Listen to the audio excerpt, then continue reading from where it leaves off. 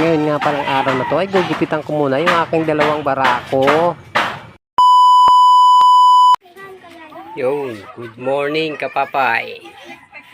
Ngayon nga ay magugupit tayo ng mga batang to.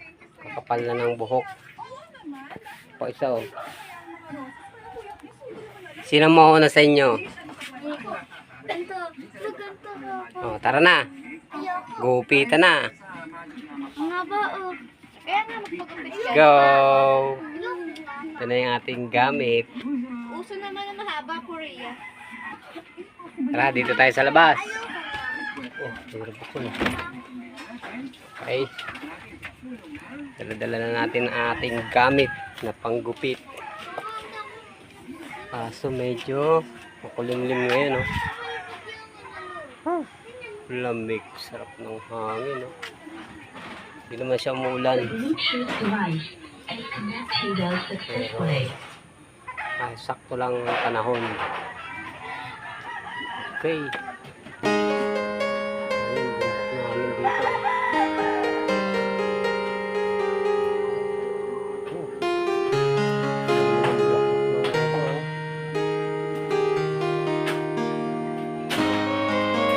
Tara na, dala kayong upuan dito.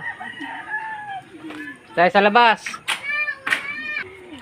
Alright, set up na natin. Tayo purpose to. Yeah.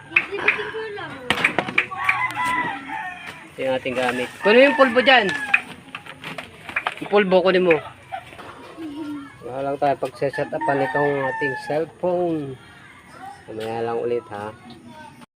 So dito nga ay mag-uumpisa na ako magupit sa pangalawa kong anak.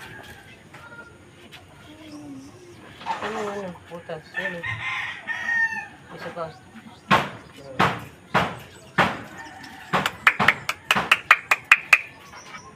At bigla naman itong umektra si Shibal. Ako. Tawin na naman kasi yung dalawa. Role!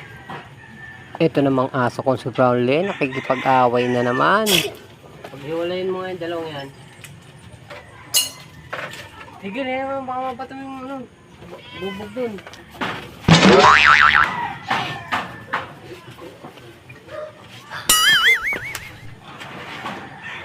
So dito nga ay nagsimula na tayong maggupit. Alright, let's go, banat na. Kala mo talaga marunong maggupit, no? Haha, panadero ka lang, boy. Bahala na, di ko alam kung anong oras matatapos to eh. Basta magupitan lang siya, okay na yun.